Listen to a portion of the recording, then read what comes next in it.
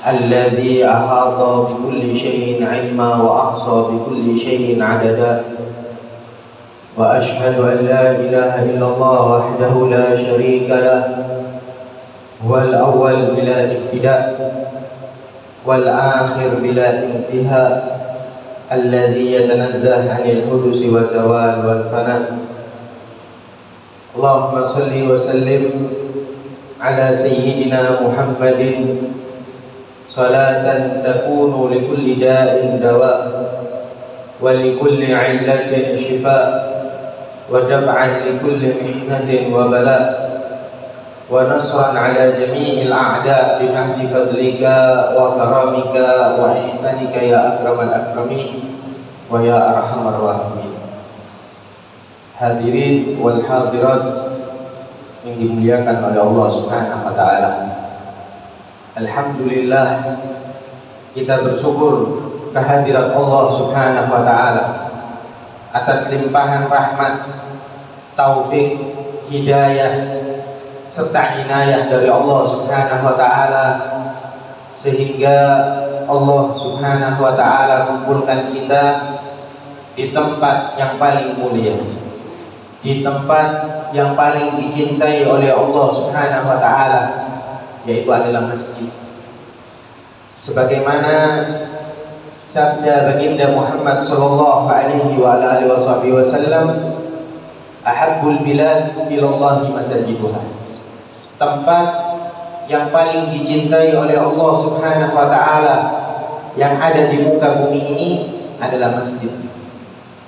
Dan kita ditakdir oleh Allah dengan kenikmatan yang Allah anugerahkan kepada kita, nikmat sehat, nikmat iman, kita diberi taufik oleh Allah, kita dikumpulkan di tempat yang paling dicintai oleh Allah Subhanahu wa taala.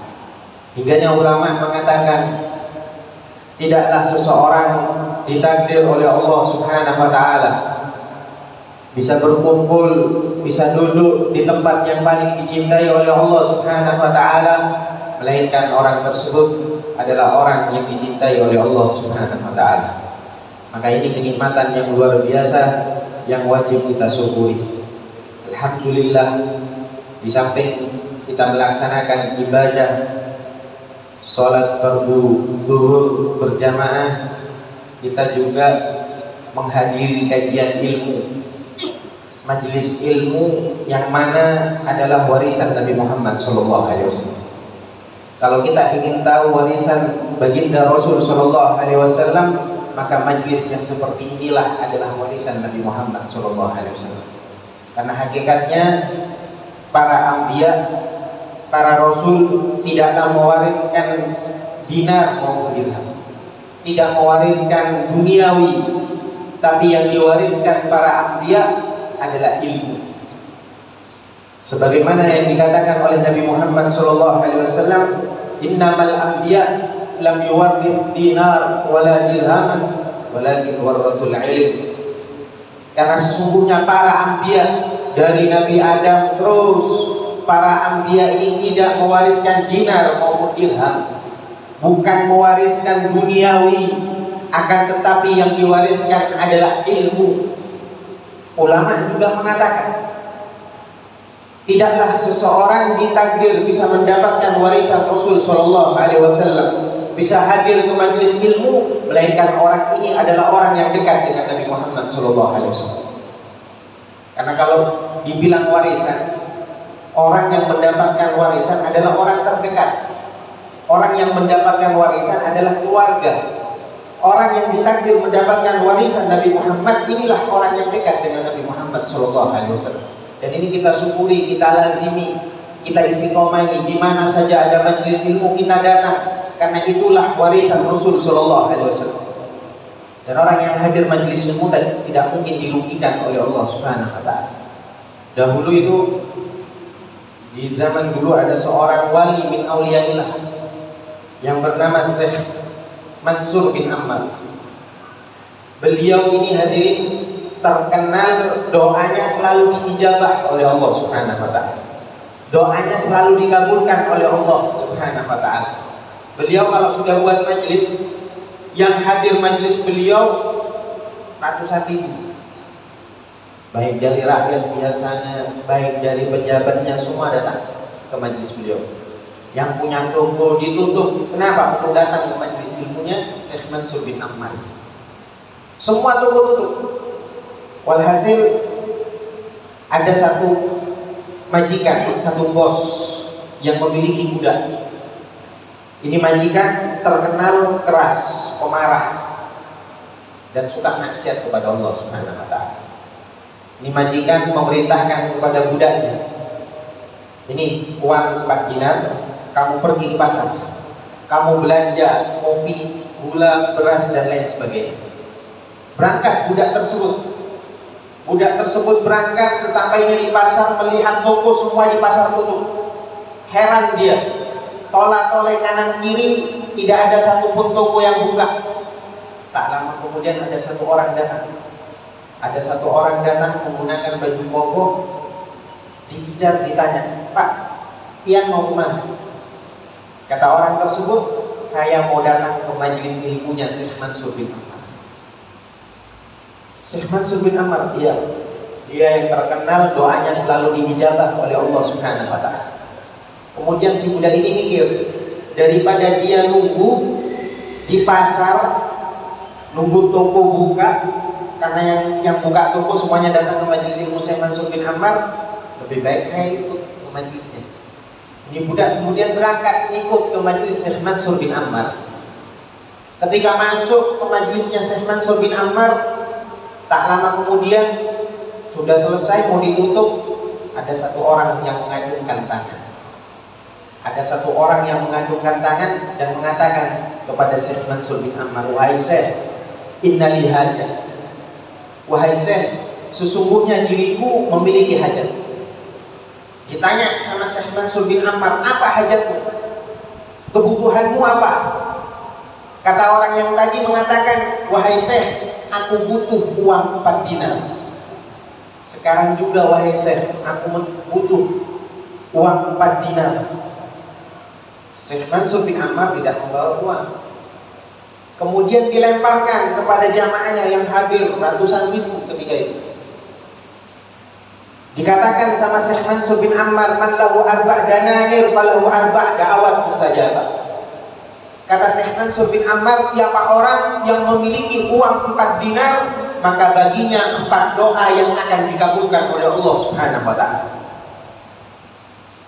Tidak ada satupun yang mengacungkan tangan. Urusan uang nih akan berat memang. Ditanya lagi, "Man lahu arba' dananir falahu arba' da'awat mustajabah." Siapa orang yang memiliki uang 4 dinar, maka baginya 4 doa yang akan diijabah oleh Allah Subhanahu wa ta'ala. Tidak ada lagi.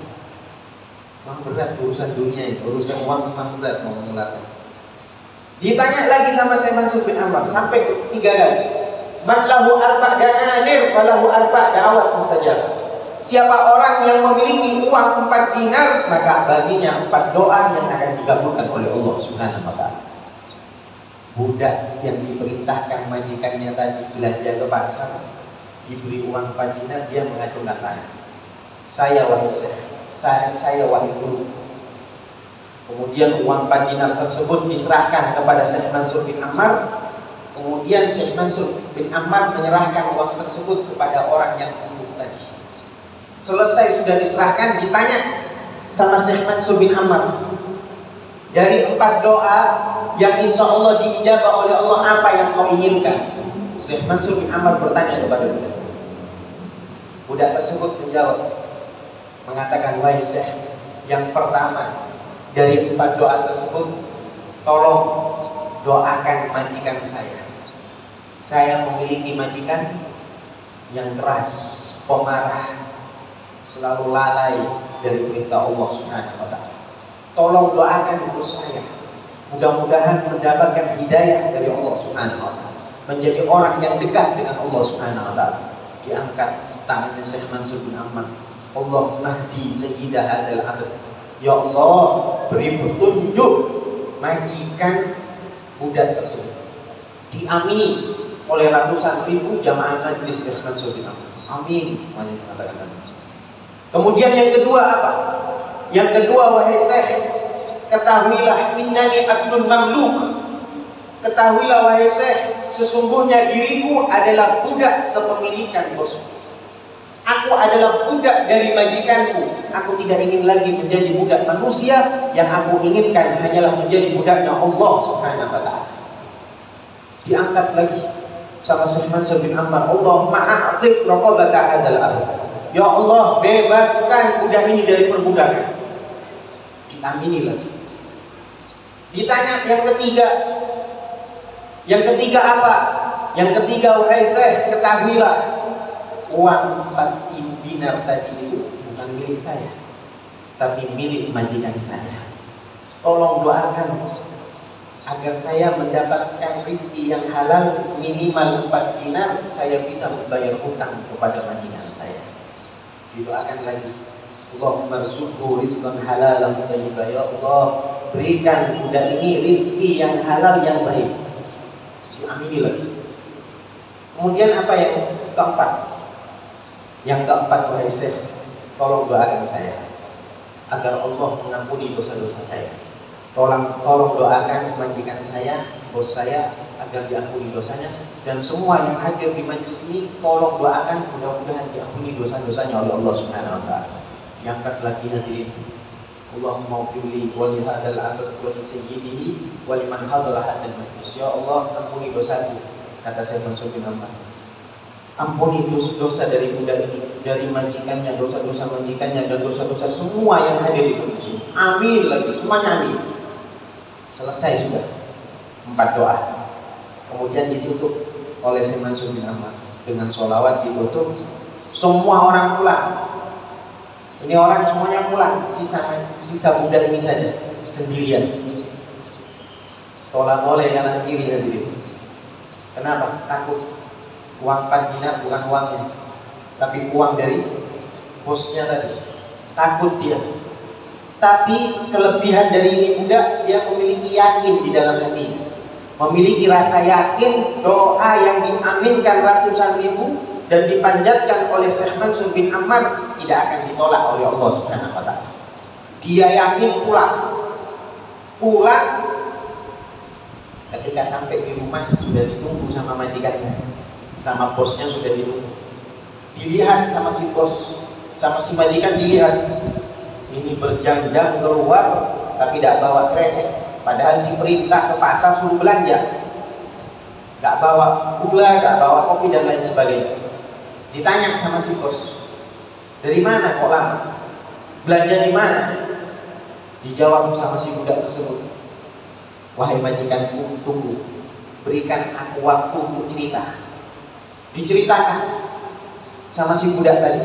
Tadi aku berangkat ke pasar, semua toko tutup. Ternyata semua toko tutup karena orang-orangnya hadir ke majlisnya dari Syekh Mansur bin Ammar. Kemudian ketika sampai di majlis, ternyata ada orang butuh uang 4 dinar. Dan Syekh Mansur bin Ammar menjanjikan siapa orang yang memberi uang 4 dinar, maka baginya 4 doa yang akan diijabah oleh Allah Subhanahu wa ta'ala.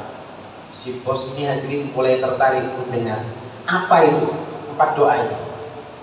Wahai majikanku, yang pertama dari 4 doa tersebut, aku minta kepada Syekh Mansur bin Ammar agar Allah Subhanahu wa ta'ala mendoakanmu, agar Allah Subhanahu wa ta'ala mendoakanmu mendapatkan hidayah dari Allah menjadi orang yang dekat kepada Allah Subhanahu wa ta'ala. Mendengar seperti itu gemetar hatinya si majikan tadi.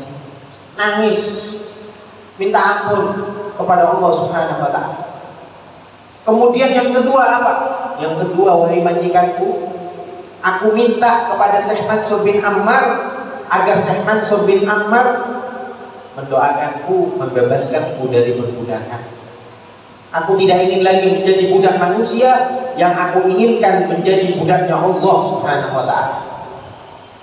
Langsung hadir si majikan ini langsung mengatakan kepada budaknya, mulai detik ini kamu bebas dari perbudakan. Yang ketiga apa? Yang ketiga, aku minta kepada Syekh Mansur bin Ammar agar Syekh Mansur bin Ammar mendoakanku mendapatkan rezeki yang halal minimal 4 dinar agar aku bisa membayar hutang kepada dia, agar aku bisa membayar hutang kepadamu. Apa jawaban si majikan tersebut? Ketahuilah 4 dinar tersebut halal, aku relakan, tidak usah dibayar, aku anggap itu lunas. Tiga-tiganya digabungkan oleh Allah. Tiga-tiganya digabungkan oleh Allah. Kemudian yang keempat apa? Yang keempat, aku minta kepada Syekh Mansur bin Ammar agar Syekh Mansur bin Ammar mendoakanku agar dosa-dosaku diampuni oleh Allah. Dosa pian diampuni oleh Allah, dosa semua orang yang hadir di majlisnya diampuni oleh Allah Subhanahu wa taala. Bingung. Kalau yang keempat ini kan bingung. Kalau yang 3 tadi ada hubungannya sama si majikan. Tapi yang keempat urusan pengampunan dosa. Tidak ada yang berhak untuk mengampuni dosa melainkan Allah Subhanahu wa taala. Ini majikan hadirin, dalam riwayat sudah dia zikir, dia sholawatan, dia sholat taubat, minta ampun kepada Allah, zikiran, tertidur. Ketika tertidur, sami al-hatif yahdif, mendengar suara yang mengatakan apa?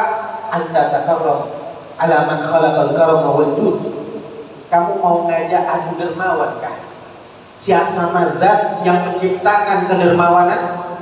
Takbaluli salas, kamu mengkabulkan 3 permintaan dari budakmu, 3 yang ada hubungannya dengan budakmu. Wala abbaluli wahid, sedangkan aku diberi 1 tugas. Apakah aku tidak mau mengkabulkannya? Ushhidukum, saksikan, anni qad ghafartu lakum, sesungguhnya aku mengampuni dosa. Wali Mansur bin Ammar, wali abdikum, wali man hadara dalikal majlis, saksikan sesungguhnya aku mengampuni dosamu, dosa dari Syekh Mansur bin Ammar, dosa dari budakmu, dan dosa semua yang hadir di majlis tersebut. Bayangkan, 4-4-nya digabungkan oleh Allah Subhanahu wa taala berkat hadir majlis ini. Kalau kita pikir hadirin, tadi ini budak, dia rencananya mau kemana? Dia rencananya bukan ke majlis ini, tapi dia rencananya mau ke pasar. Tapi berhubung pasar semua tutup, dia datang ke majlis ini. Ini bagaimana kiranya kalau kita memang dari rumah bawa niat yang kokoh untuk hadir ke majlis itu, mengambil warisan Nabi Muhammad SAW, Pak, insya Allah lebih dari apa yang didapatkan oleh budak tersebut. Dan kita juga berharap kepada Allah Subhanahu wa taala, mudah-mudahan dengan duduknya kita di tempat yang mulia ini, hajat-hajat kita dikabulkan oleh Allah Subhanahu wa taala. Hajat dunia, hajat akhirat dikabulkan oleh Allah Subhanahu wa taala. Kita juga berharap kepada Allah Subhanahu wa taala, mudah-mudahan orang tua kita yang telah wafat, mudah-mudahan senantiasa mendapatkan ampunan dari Allah Subhanahu wa taala. Mudah-mudahan kuburan mereka dijadikan oleh Allah raudhah min riyadil jannah, taman dari taman surganya Allah Subhanahu wa taala. Dan kita juga berharap kepada Allah Subhanahu wa taala, berkat majelis ilmu yang seperti ini, mudah-mudahan orang tua kita yang masih hidup mudah-mudahan diberi umur panjang oleh Allah, diberi kesehatan oleh Allah Subhanahu wa taala. Dan kita juga berharap kepada Allah, mudah-mudahan kita dijadikan oleh Allah Subhanahu wa taala anak-anak yang soleh soleha, yang bisa berbakti kepada kedua orang tua kita, yang bisa membahagiakan kedua orang tua kita. Amin ya rabbal alamin. Dan kita juga berharap kepada Allah Subhanahu wa taala, mudah-mudahan berkat dari majlis ilmu seperti ini, mudah-mudahan tidaklah kita mati nanti, tidaklah kita meninggal nanti, melainkan husnul khatimah, husnul khatimah, husnul khatimah. Amin ya rabbal alamin. Allahumma ij'al jam'ana hadha jam'an marhuma wa tafarruqana min ba'dihi tafarruqan ma'suma wa la taj'al fina wa la ma'ana syaqiyan wa la mahruma. Ya rabbi bil mustafa balligh maqasidana, ya rabbi bil mustafa balligh maqasidana waghfir lana ma madha ya wasi'al karami. Wa sallallahu ala sayyidina Muhammad walhamdulillahi rabbil alamin. Wa sallallahu minkum.